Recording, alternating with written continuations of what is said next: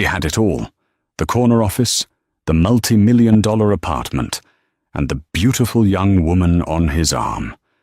Today was the day Mark Thompson would solidify his empire, impressing the mysterious new CEO who had just acquired his company. He smirked, adjusting his tie as he led his mistress into the executive boardroom, presenting her as his top protégé. The room was tense, waiting for the new billionaire boss to arrive. The door clicked open, and Mark's entire world didn't just crumble, it was detonated, because the woman who walked in, flanked by lawyers, wasn't just the new CEO. It was his wife. The 6 a.m. alarm was a digital chime, a gentle sound for a man who believed the world woke up for him. Mark Thompson, however, had been awake since 5:30, his mind already running calculations. Today was not just another Tuesday. Today was tea day. Takeover day. He swung his legs out of the king-sized bed, the Egyptian cotton sheets pooling around his waist. The air in the penthouse apartment was chilled to a precise 68 degrees. Across the vast bedroom, his wife, Sarah, was already up. But she wasn't dressed. She was in a faded Northwestern University sweatshirt and yoga pants, her honey blonde hair pulled back in a messy bun.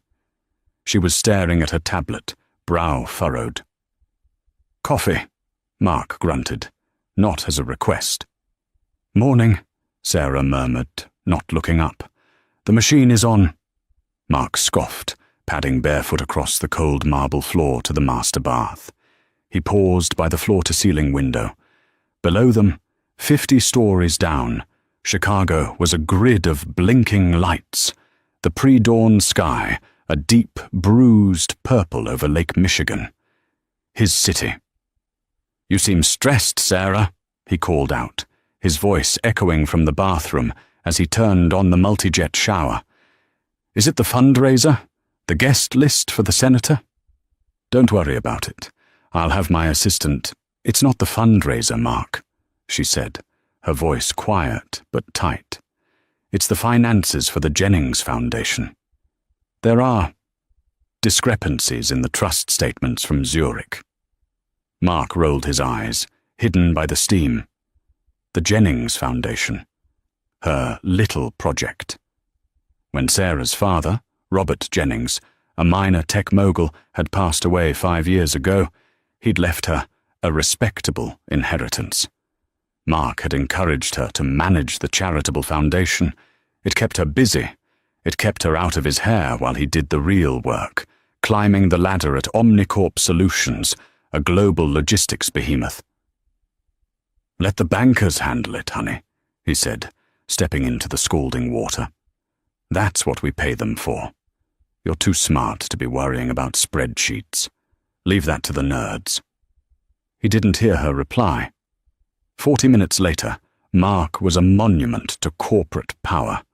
He stood before the mirror, adjusting the dimple in his charcoal grey Brioni tie. The suit was bespoke, the shirt cuffs held by platinum links. He was 45, but he looked 35. Hard angles, sharp blue eyes, and a full head of dark hair he knew his mistress loved to run her fingers through. He strode back into the living area. Sarah was still at the kitchen island, now with a laptop open. She looked pale. "Mark, we need to talk. I called Arthur Vance last night." Mark stopped, genuinely annoyed. Arthur Vance, his wife's consigliere, an old, dusty lawyer who had worked for her father. "Sarah, I absolutely do not have time for this. Today is the single most important day of my career. The new CIO is landing. Omnicorp had been bought out, a swift and shocking hostile takeover by a ghost entity, a private equity firm no one had heard of, SJ Ventures. For 3 weeks, the entire executive floor had been in a panic. Who was SJ? A Russian oligarch? A Silicon Valley wunderkind? Mark, however, wasn't worried. He was the VP of Global Sales. He was the rainmaker. He was the one who had made Omnicorp profitable enough to be a target. This new CEO wouldn't fire the golden goose. No, today was his audition for an even bigger role. COO, maybe. This is important, Mark. It's about our financial structures. Things are not what they seem. He finally looked at her, really looked at her. The tired eyes, the sweatshirt that had a faint stain on the cuff. This was the woman he came home to. He felt a sharp, sudden pang of, not guilt, but impatience. He thought of Chloe. Chloe Bennett, 26 years old, sharp, hungry, and currently waiting in the lobby of her apartment building, an apartment Mark paid for, looking like a supermodel. Sarah, he said, softening his voice, the way one does to a confused child. Whatever it is, it can wait until tonight. I promise. We'll open a bottle of that Pinot you like. He kissed the top of her head. Her hair smelled like nothing. Just shampoo. He grabbed his leather briefcase. I'll be late. Don't wait up. Mark, wait, she called, standing up. I need you to know. Whatever happens today, I got to go, honey. Love you, he said, the elevator doors already dinging open in their private foyer. As the door slid shut, he was already on his phone. Chloe, I'm 5 minutes out. Wear the red dress. No, not the burgundy. The stoplight, red. I want you to make an impression. He hung up, a genuine smile finally touching his lips. Today wasn't just about securing his future. It was about unveiling it. He'd been grooming Chloe for months, feeding her information, letting her assist on his biggest accounts. The old guard at Omnicorp saw her as a pretty distraction. Mark saw her as his new, upgraded partner. He'd even manufactured a position for her. Special liaison to the VP. It was perfect. Today he would introduce her to the new CEO as his indispensable protégé, the future of the company. She was smart, yes, but more importantly, she was a reflection of him, of his taste, his power, his virility. His black Mercedes S-Class slid to the curb outside her building in Streeterville. Chloe emerged, and Mark's breath hitched. The red dress was a masterpiece, clinging to every curve. Her black hair was a sleek curtain, her makeup flawless. She was pure, uncut ambition. She was perfect. Good morning, Mr. Thompson, she purred, sliding into the passenger seat, the scent of expensive perfume filling the car. Good morning, Miss Bennett, he replied, his hand immediately going to her knee, squeezing it hard. Are you ready to meet the new king? I am, she whispered, leaning in. But I think he's already right here. Mark laughed, a deep, satisfied sound. He pulled into traffic, heading toward the Omnicorp Tower. He felt invincible. He was an apex predator, and today was the hunt. He pitied the old executives wringing their hands in the boardroom. They had no idea how the game was played. But Mark Thompson, in his arrogance, had forgotten the first rule of the jungle. There is always a predator you don't see coming. The 88th floor boardroom at Omnicorp Tower was designed to intimidate. A 40-foot slab of polished obsidian served as the table, surrounded by 20 high-backed leather chairs. One entire wall was glass, offering a godlike view of Chicago. The mood inside, however, was less godlike and more sacrificial. Mark and Chloe were the last to arrive, a deliberate move. He wanted to make an entrance. Mark, hissed David Chen, the CFO, a man who looked like he hadn't slept in a month. You're cutting it close. SJ is expected at 9:00 a.m. sharp. Relax, David, Mark said, striding to his usual seat, 2 down from the head of the table. He pulled out the chair next to him for Chloe, a gesture that did not go unnoticed. Maria Gonzalez, the COO and a 20-year company veteran, raised a perfectly sculpted eyebrow. Chloe, this is a level 10 executive meeting. Is your presence required? Mark smiled, all teeth.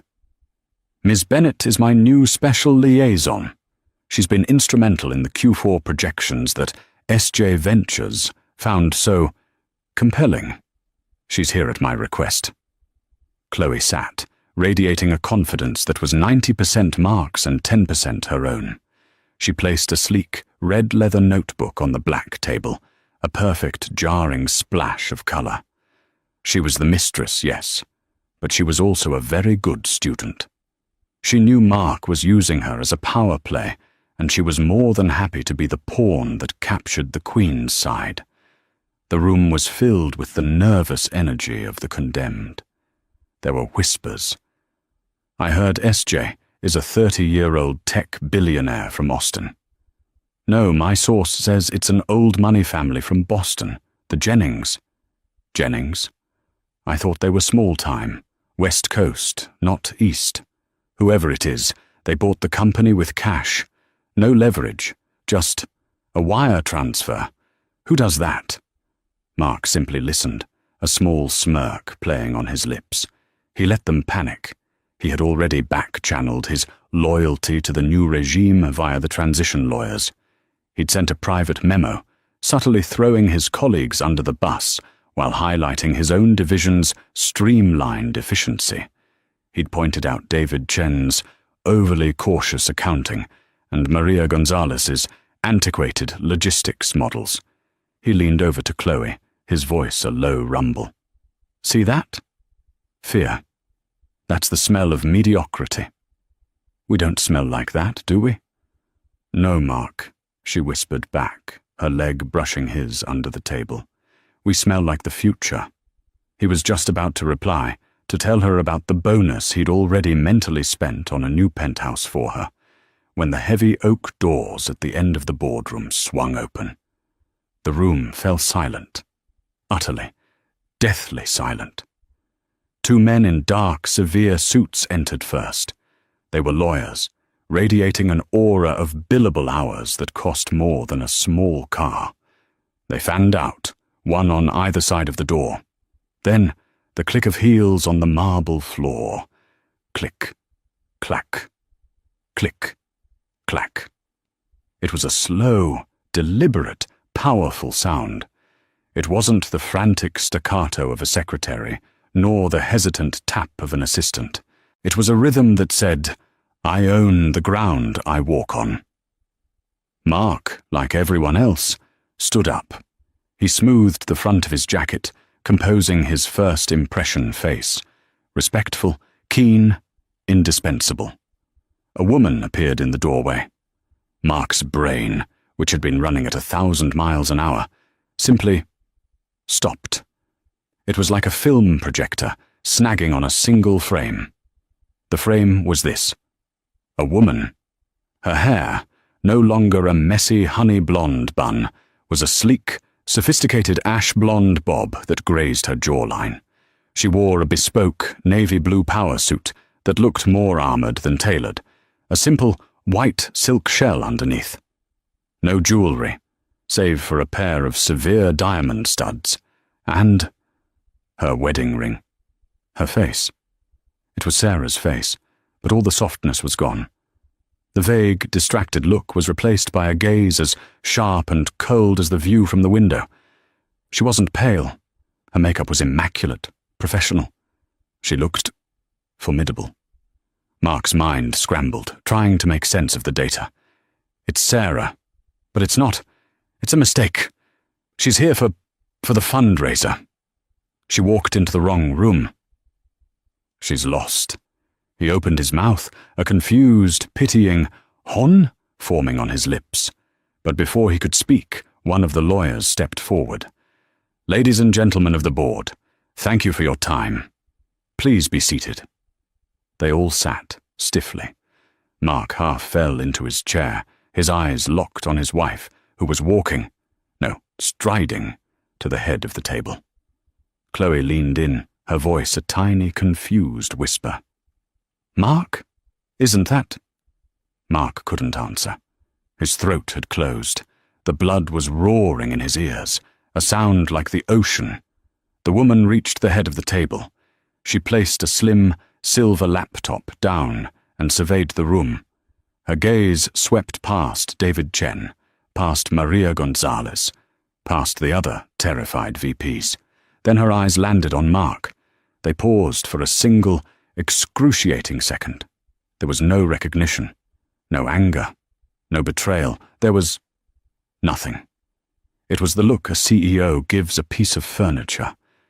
Then her eyes slid to Chloe, to the red dress, to the hand Chloe had protectively placed on Mark's arm.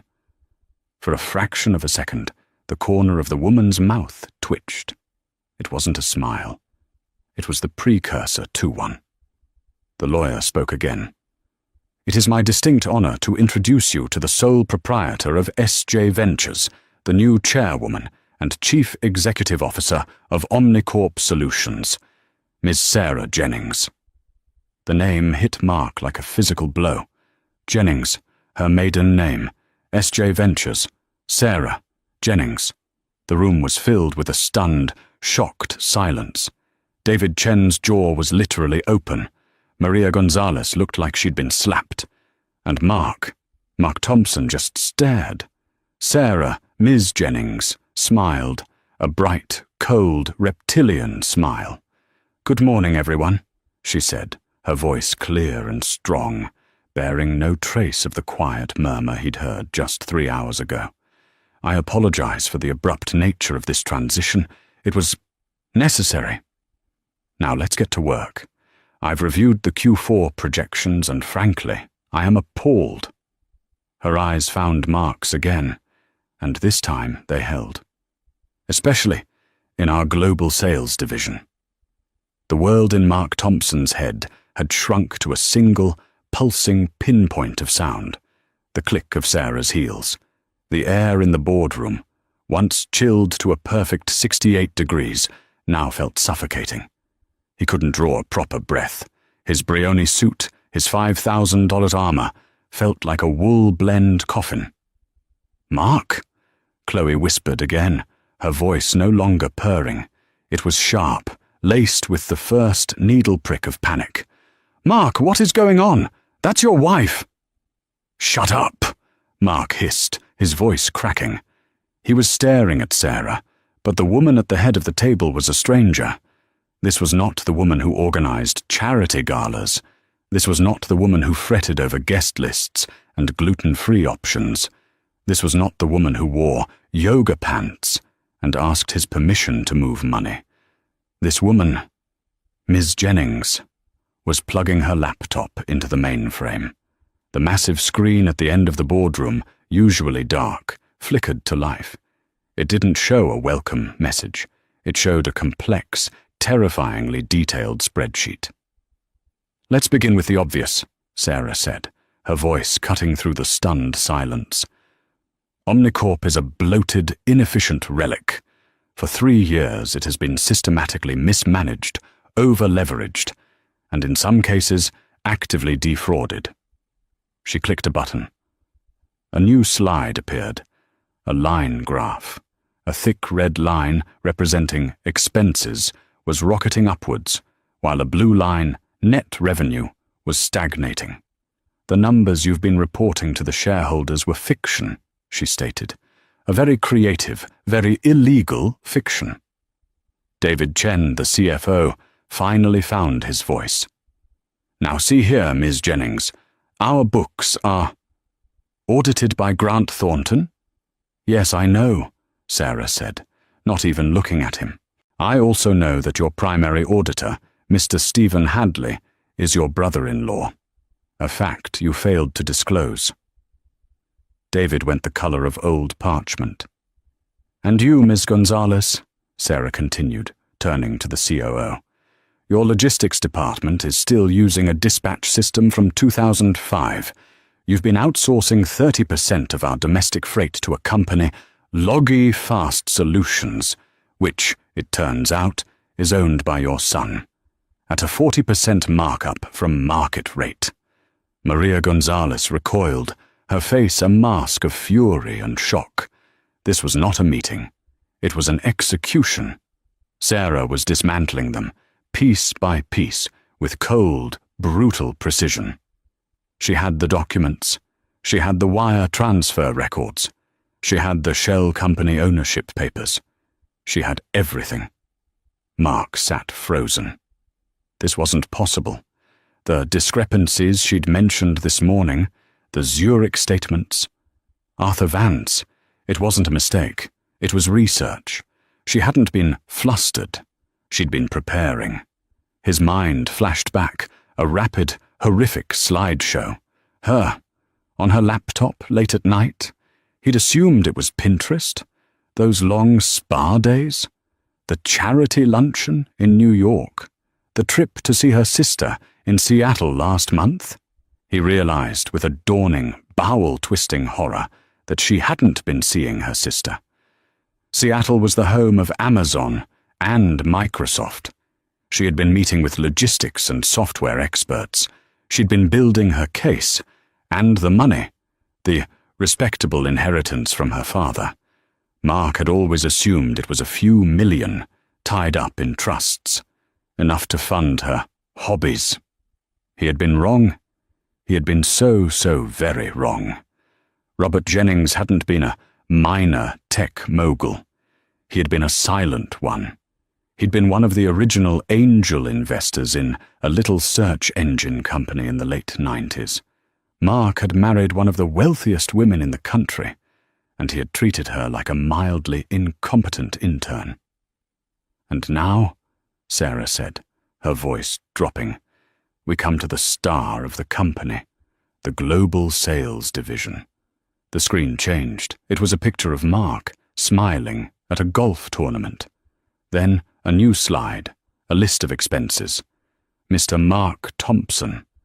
It was the first time she had used his name. It sounded alien. You, Mr. Thompson, are a fascinating case. Your sales numbers are impressive, almost too impressive. She clicked.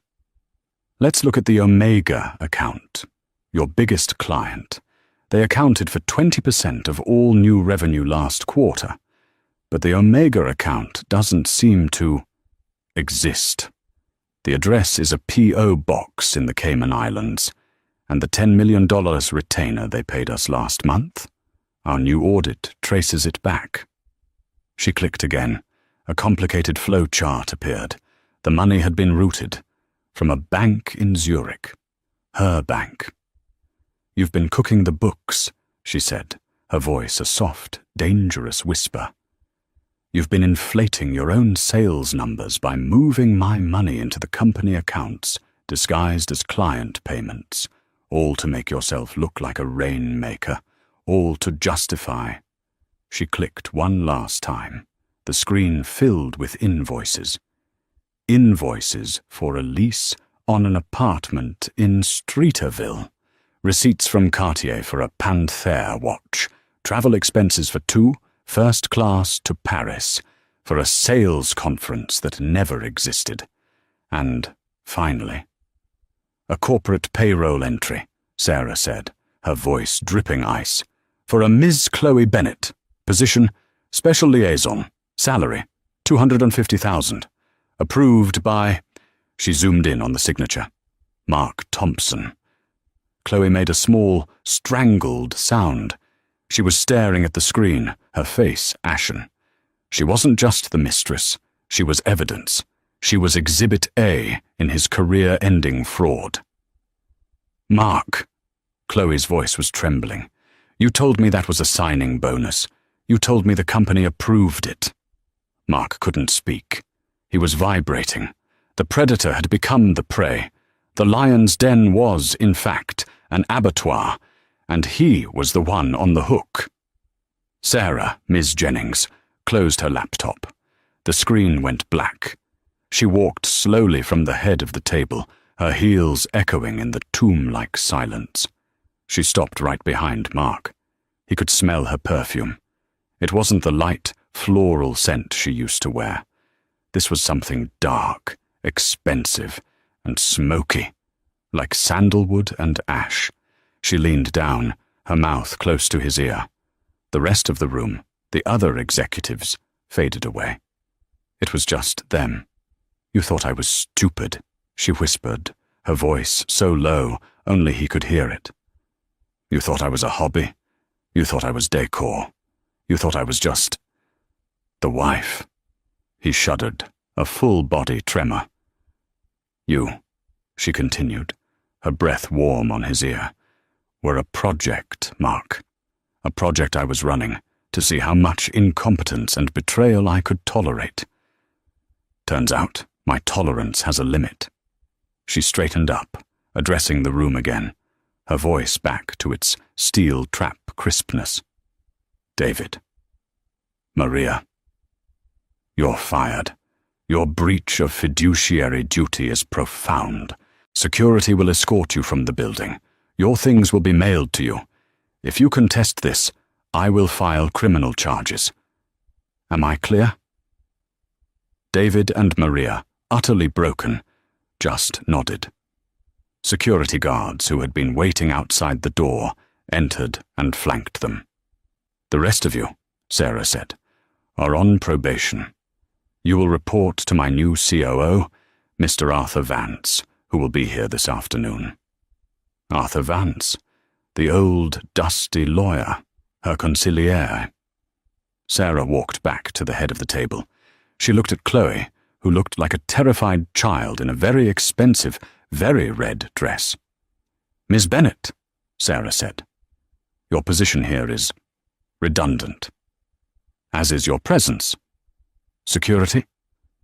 One of the guards turned to Chloe. "Ma'am, please come with me." Chloe looked at Mark, her eyes wide with desperation, and, for the first time, pure, unadulterated hatred. "Mark, say something. Tell her." Mark looked at his wife, his CEO. Sarah just watched him, an eyebrow raised, a flicker of cruel amusement in her eyes. "Go on," the look said. "Defend her."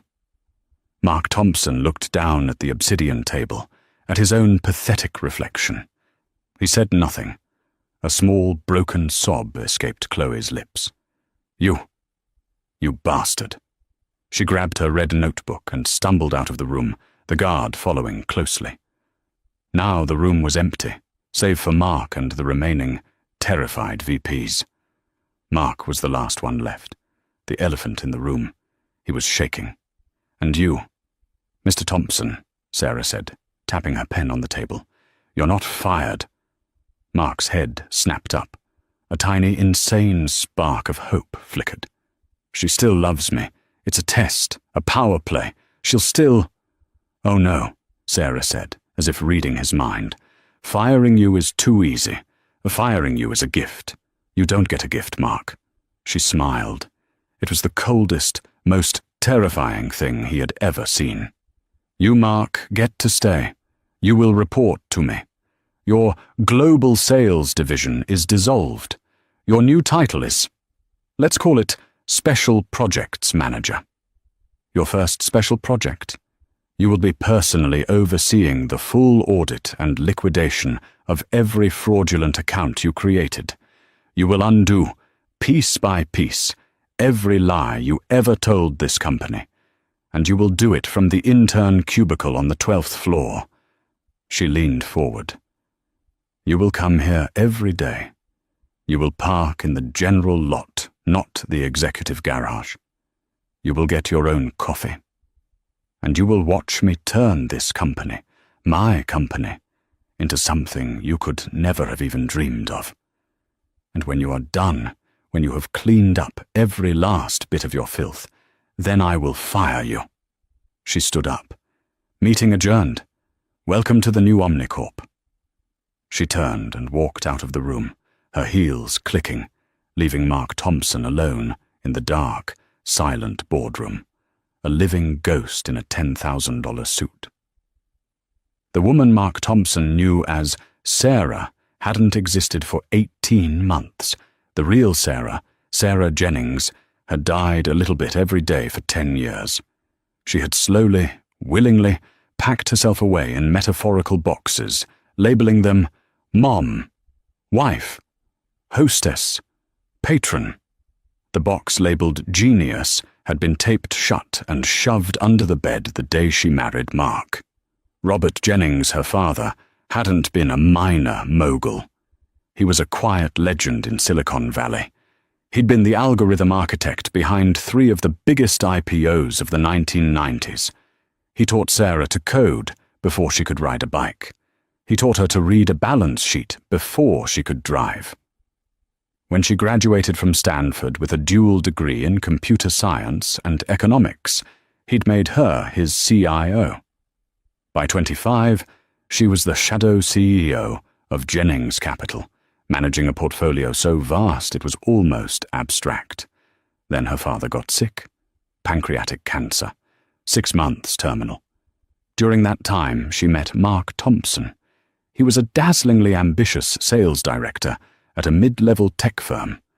He was handsome, charming, and seemed in awe of her.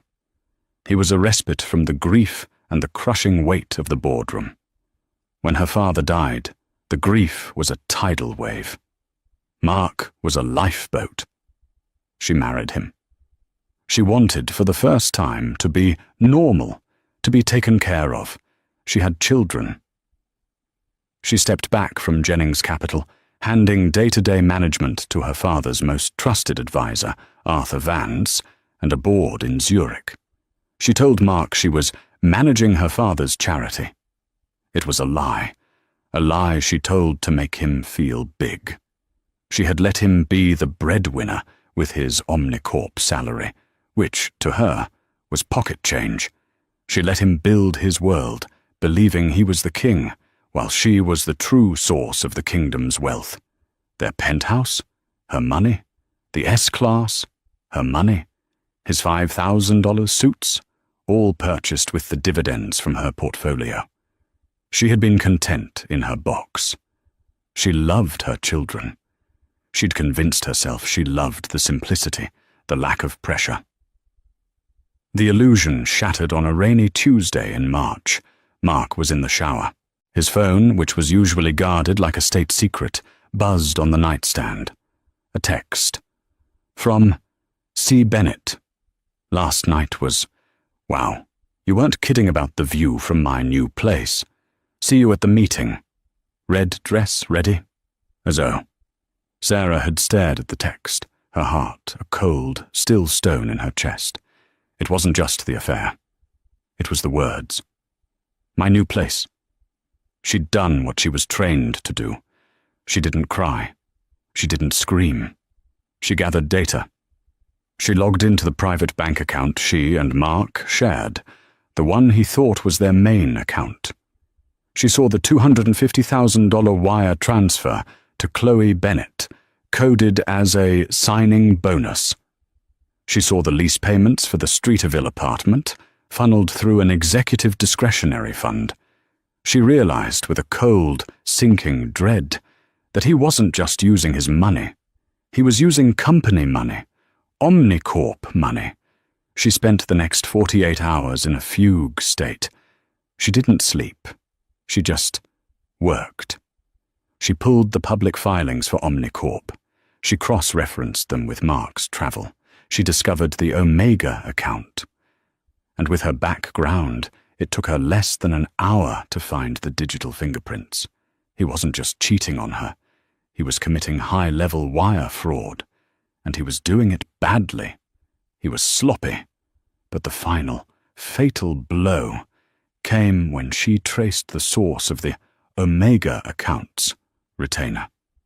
He hadn't just stolen from his company. He had, through a series of complex, idiotic shell company maneuvers, stolen from her. He had found a back door into one of her family's smaller trust funds, one she'd foolishly given him partial access to for emergencies. He'd been siphoning millions, not just for Chloe, for himself, to inflate his sales numbers, to make himself look like the king he pretended to be. He hadn't just broken her heart. He'd insulted her intelligence. That was the night Sarah, the wife, died. Sarah Jennings, CEO, was reborn. She flew to Zurich the next day. A spa retreat, she'd told him. She met with Arthur Vance and the board of Jennings Capital. I have a new acquisition target, she'd said, her voice devoid of emotion. "What is it, Miss Jennings?" Arthur had asked. "A software company? A new biotech?" "A mid-cap logistics firm. Omnicorp Solutions." Arthur had raised an eyebrow. "Omnicorp? They're a mess. Overvalued. Terrible leadership. Their sales numbers are fiction." "I know," Sarah said. "That's why they're vulnerable. The fiction is my husband's. He's been defrauding the company. His fraud makes them ripe for a hostile takeover. We will buy it. We will buy it all." "This isn't business, Sarah," Arthur said gently. "This is revenge." "You're wrong, Arthur," she'd replied, her gaze chilling. "Revenge is emotional. This is pest control. He's a cockroach in my house. I'm not just going to step on him. I'm going to buy the building, tent it, and fumigate." The plan was set in motion. SJ Ventures was born. It was an arm of Jennings Capital, designed to be a ghost. They began buying Omnicorp stock, first in trickles, then in floods, using Mark's own inflated, fraudulent reports to justify the high share price to other sellers. He was, in effect, helping her buy the rope he would hang from. For 18 months, Sarah lived a double life. By day she was flustered Sarah, planning fundraisers, managing the kids' schedules, and asking Mark permission to take a trip. By night she was CEO Jennings, on encrypted calls with Zurich and London, directing the hostile takeover, retaining forensic accountants, and planning the complete restructuring of a billion-dollar company. She cut her hair. She bought a new wardrobe, keeping it at a private office she'd leased downtown under Arthur's name. She'd begun to transform, to shed the skin of the woman Mark had dismissed. The discrepancies she'd mentioned this morning. That was the final piece, the confirmation that her money had been used for the Omega account. It was the go signal. She had felt a moment's hesitation that morning, a flash of the 10 years they'd had, the births of their children, the early days when he had looked at her with awe. "Mark," she'd said, "we need to talk." It was one last chance, one final opportunity for him to confess. I need you to know," she'd started, and he had cut her off. "Got to go, honey. Love you." He hadn't even looked at her. He'd kissed the top of her head and run off to his mistress. In that moment, any lingering doubt, any wisp of mercy, evaporated. She watched the elevator doors close. She stood in the silent penthouse for a full minute. Then she picked up her phone. "Arthur," she said, "it's done. Execute the final proxies, and have the car ready. The navy blue suit. Yes, it's tea day." Mark Thompson's new world was beige. After Sarah, Ms. Jennings, had swept from the 88th floor boardroom, Mark had remained in his chair for what felt like an eternity. The other VPs had scurried out, refusing to make eye contact, as if his failure were contagious. Finally, a security guard had re-entered. "Mr. Thompson, we've been instructed to escort you to your new workstation." The walk of shame was a masterpiece of humiliation. He, the former VP of Global Sales, was walked past the executive suites, past the bustling sales floor where his team used to practically salute him, and into the service elevator. They went down, down, down, down. They emerged on the 12th floor, records and archiving. The 12th floor was a fluorescent-lit hell. The air smelled of stale coffee and dusty paper. There were no floor-to-ceiling windows, just small, square portholes that looked out onto a brick air shaft. His new office was a cubicle. Not even a full cubicle. A half-height, beige fabric rectangle, identical to the 20 others around it. On the desk was a 10-year-old Dell computer, a generic black telephone, and a single stapled document. The document read, "Project Clean Sweep. Manager, M. Thompson. His S-Class Mercedes?" Security had confiscated the keys. "It's a company-leased vehicle, Mr. Thompson. Your lease privileges have been revoked.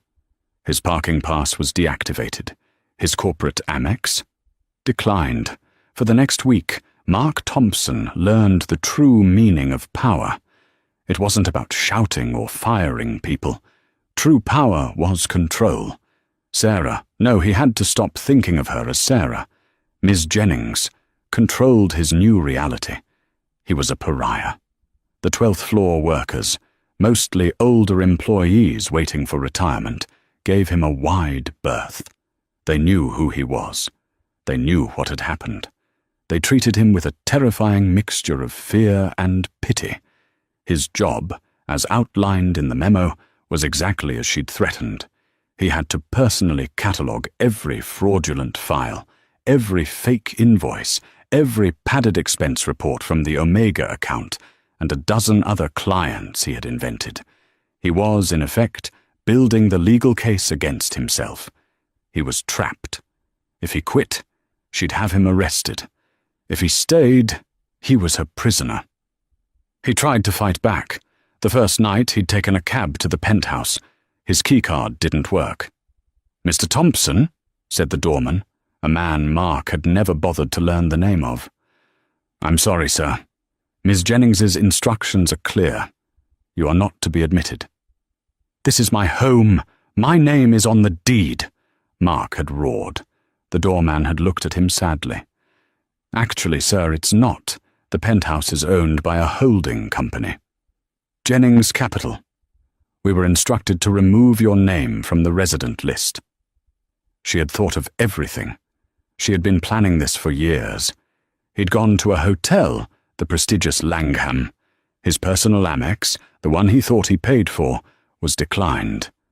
He called the bank. "I'm sorry, Mr. Thompson," a polite voice had informed him. This card was an authorized user account under the primary cardholder, Sarah Jennings. Your user privileges have been revoked. He ended up at a Holiday Inn Express near the airport, using the last $300 from his debit card. Work was a daily degradation. At 10 a.m. every day, his phone would ring. It was her new executive assistant. The formidable Arthur Vance, it turned out, was the new COO. His old role was now filled by a sharp woman named Patricia. "Ms. Jennings requires the Project Clean Sweep update, Mr. Thompson." He would have to walk his files in person up to the 88th floor. The first time he'd tried to talk to her. "Sarah, please," he'd begged, standing in the doorway of her new office. It was redecorated. Gone was the old, dark wood, boys' club furniture. It was now minimalist, modern, with glass, steel, and a massive, abstract painting. "It's Miss Jennings," she'd said, not looking up from a report. "Is the file ready?" "Sarah, the kids." "What about the kids? You can't just take them." She'd finally looked up. Her eyes were not angry. They were just tired. "I'm not taking them, Mark. I'm protecting them. From you. From the example you've set. They're with my mother in Kenilworth. They're fine. You, on the other hand, are late with your report." "This is insane. You can't do this. I'm your husband." "You," she'd said, standing up, "are an employee who committed wire fraud. You are a liability I have graciously decided to manage in-house. Do not ever mistake this for a domestic dispute. This is a corporate restructuring. Now, put the file on the desk and return to the 12th floor. You're burning daylight." He'd thrown the file on her desk and stormed out. But as he waited for the elevator, he'd heard her voice, clear and strong, on a conference call. "Yes, Mr. Bezos, I agree. The drone delivery logistics are the key. We're forecasting a 200% increase in efficiency by Q3. Bezos." She was on a call with... Mark had felt sick. He had been playing checkers while she was playing 3D chess across the globe. The final twist of the knife came 2 weeks into his sentence. A new employee was assigned to the cubicle next to him. It was Chloe Bennett. She looked terrible.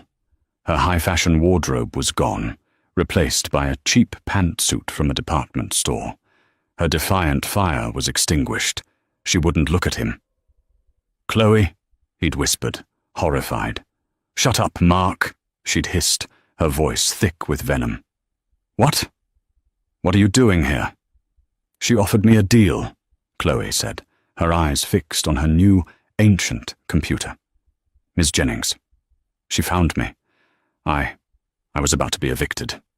She said she wouldn't sue me for my part in the signing bonus if I came to work here, in records, for minimum wage." "Why? Why would she?" Chloe had finally looked at him. Her eyes were red-rimmed, but dry and hard. "Because she wants you to have a colleague. She wants you to sit here, every day, next to the woman you destroyed your life for. She wants you to look at me, and she wants me to look at you, and she wants us both to know that she won." Chloe turned back to her screen. "Now leave me alone.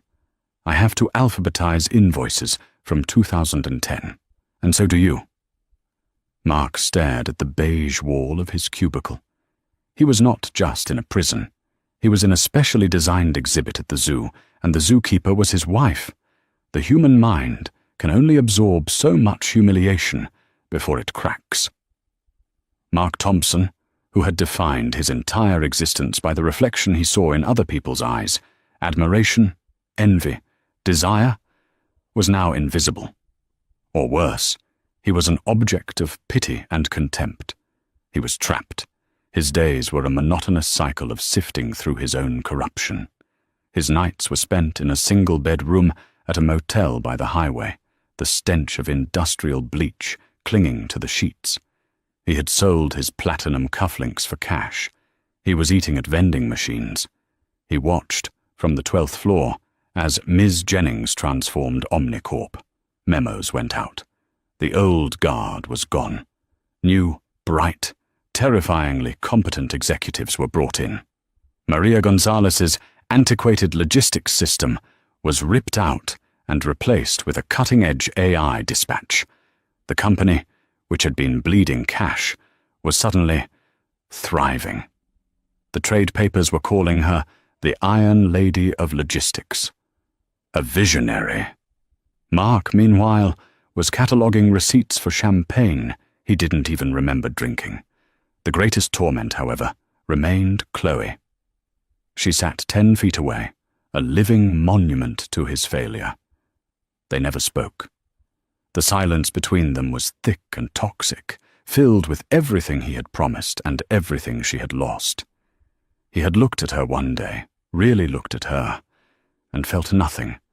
The fire, the ambition, the stoplight red dress. It was all gone. She was just a tired, angry woman in a cheap suit, and he realized with a sickening lurch that he had never seen her at all. He had only seen a younger, more flattering mirror of himself. Now, the mirror was shattered. One rainy Thursday, 6 weeks after Tea Day, he finally broke. He was on his way to the 88th floor to deliver his weekly confession file. He'd been reduced to this: a delivery boy. He stepped into the executive elevator, and just as the doors were closing, a hand shot out. The doors opened. It was Sarah, Ms. Jennings. She stopped, seeing him. It was the first time they had been truly alone, in a confined space, since the boardroom. He was carrying a stack of beige folders. He smelled faintly of the motel's soap. She was in a sharp, cream-colored dress, holding a slim leather portfolio. She smelled, as always, of sandalwood and victory. She nodded at him curtly, "Mr. Thompson," and stepped in, pressing the P button for the private penthouse garage. The doors closed. The elevator began its smooth, silent ascent. The silence was deafening. He could hear her breathing. He could see his own reflection in the polished steel walls standing next to her. He looked ruined. And it was in that reflection that something in him snapped. "You're enjoying this, aren't you? he whispered, his voice hoarse. She didn't look at him. I'm enjoying a 30% increase in share value, yes. No, this, he spat, gesturing between them. Me, the 12th floor. Chloe, the motel. You'll love it. You love watching me crawl. She turned her head, her gaze slow and analytical. No, Mark, I don't. I'm disappointed. Disappointed? He let out a bark of laughter, a broken, ugly sound. You destroyed my life. You took my job, my home, my children. And you're disappointed? I'm disappointed, she said, her voice still calm, but with a new edge. That the man I married, the man I built a life with, the man I gave 2 children to, was this weak, this stupid. I am not stupid, he roared, his hands clenching on the folders. I built that sales division. I made that company. You didn't, she shot back, the ice finally cracking, revealing the fire beneath. You were a parasite, Mark. You were feeding off my money to make yourself look good. You were committing fraud so you could impress a 26-year-old girl with my inheritance. You didn't build anything. You were just a very expensive, very arrogant costume. The elevator chimed, passing the 80th floor. You think this is about Chloe? He sneered, falling back on his oldest, ugliest defense. You're just jealous. You couldn't stand that I wanted someone young, someone alive. Sarah stared at him. And then, the most terrifying thing of all happened. She laughed. It wasn't a happy laugh. It was a cold, pitying, devastating sound. Oh, Mark, you still don't get it, do you? You think this was about her? You think I bought a billion-dollar company and engineered the most complex corporate takedown of the decade because I was jealous? She stepped closer, her face inches from his. The steel was gone, replaced by a white-hot, righteous fury that he had never, ever seen. This was not about your affair, you pathetic cliché. This was about the fraud. This was about you stealing from me, from my father's legacy. This was about you insulting my intelligence, day after day, for 10 years. You treated me like the hired help. You dismissed me.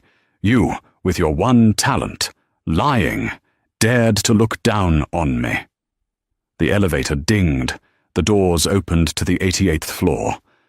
You, she said, her voice dropping back to a lethal whisper, were a mistake. You were the one, single, idiotic mistake I made in my entire life.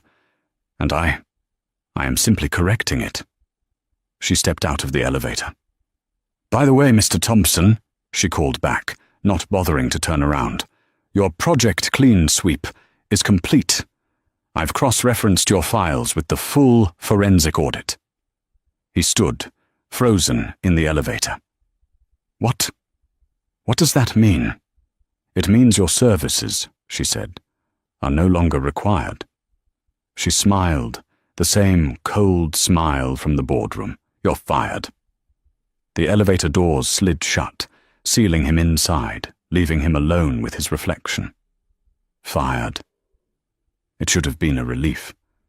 But he knew, as the car began its descent, what this meant. She didn't need him in the cubicle anymore. She had her confession. She had her case. She had him. When the elevator doors opened in the main lobby, 2 police officers were standing there, waiting for him. Mark Thompson, one of them said, stepping forward. Mark dropped the files. You're under arrest for wire fraud, embezzlement, and conspiracy. As they cuffed him, he looked up, past the lobby, all the way to the 88th floor. He couldn't see her, but he knew she was there, watching. The architect, the zookeeper, the CEO. The trial of Mark Thompson was not the sensational media circus he might have secretly craved. Sarah Jennings, with her characteristic brutal efficiency, ensured it wasn't. It was a quiet, federal proceeding. The evidence was not salacious texts or pictures of Chloe in a red dress. The evidence was spreadsheets, wire transfers, shell company charters. It was the Omega account files, meticulously organized by Mark himself from his 12th floor cubicle. It was a slaughter. He was charged with 3 counts of wire fraud and 1 count of embezzlement. His high-priced lawyer, paid for by the last-ditch sale of his one remaining asset, a vintage watch Sarah hadn't known about, tried to argue he was a pawn, that he was framed by a vengeful wife. The prosecution, and by proxy, Sarah's new corporate counsel, led by Arthur Vance, simply played the recording of Sarah's first boardroom meeting. The slide deck, the invoices for the Cartier watch, the lease. And then they put Chloe Bennett on the stand. Chloe, no longer in her records uniform, was composed. She testified that Mark had represented the $250,000 as a legitimate, board-approved signing bonus, that he had told her the apartment was a corporate lease for high-value clients. She was a victim, she claimed, of his lies. Whether it was true or not didn't matter. It was believable, and it sealed Mark's fate. He was found guilty on all counts. The judge looked at him with disdain. "Mr. Thompson, you were a man who had everything. A high-paying job, a beautiful family, and you squandered it, not out of need, but out of simple, unadulterated greed and arrogance. You stole from your partners, you stole from your wife, and you defrauded your own company. It is the judgment of this court that you be sentenced to 8 years in a federal minimum security correctional institution." 8 years? The gavel fell. Mark, in his ill-fitting, off-the-rack suit, simply crumpled. Sarah was not in the courtroom. She was, at that exact moment, ringing the opening bell at the New York Stock Exchange. Omnicorp Solutions, having been restructured, rebranded, and merged with a tech division from Jennings Capital, was relaunching. Its new stock ticker, SJV. The share price tripled in the first hour. She stood on the balcony, confetti raining down, flanked by a triumphant Arthur Vance and her new board. She was the new face of American logistics, a Silicon Valley mind with a Wall Street execution. A reporter shouted, "Ms. Jennings, your ex-husband was just sentenced. Any comment?" Sarah didn't flinch. She smiled brightly for the cameras. Omnicorp is, and always has been, focused on the future. We have zero tolerance for the unethical practices of the past. We are thrilled to be moving forward. She had, in the end, erased him. The final ledger was settled. Mark Thompson was a federal inmate. Chloe Bennett, having cooperated, was given a severance package and disappeared, likely to find another Mr. Thompson in another city. The old executives, David Chen and Maria Gonzalez, faced their own civil lawsuits and were forced to pay back millions, their careers over. And Sarah Jennings? She left the NYSE and flew home, not to the cold penthouse, but to the sprawling, warm estate in Kenilworth, where her children were staying with her mother. She arrived just as the sun was setting. She shed her CEO armor, the sharp suit and the diamond studs, and changed into a soft cashmere sweater. She went upstairs and found her 2 children, a boy of 8 and a girl of 6, building a fort out of pillows. "Mommy!" they screamed, running to her. She fell to her knees and gathered them in her arms, burying her face in their hair. She held them, breathing in the scent of them for a long, long time. This was the why. This was the asset she had been protecting. "I'm home," she whispered. "Did you win your meeting, Mummy?" her son asked. Sarah Jennings pulled back, a genuine, warm smile finally reaching her eyes, a smile Mark Thompson had not seen in years and would never see again.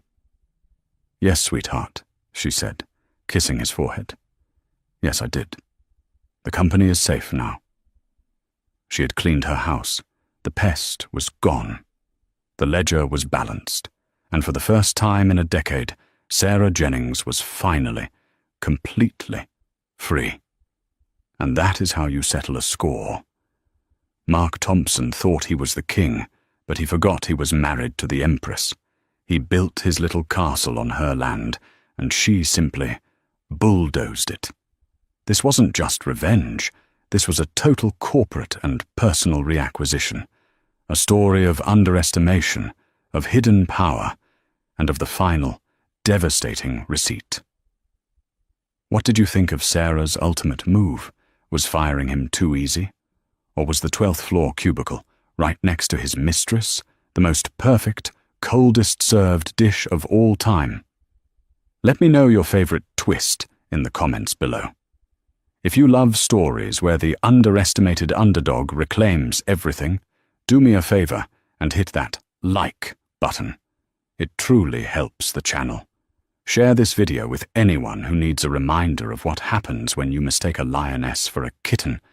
And most importantly, if you want more stories of drama, karma, and epic takedowns, make sure you subscribe and turn on all notifications. You won't want to miss the next one.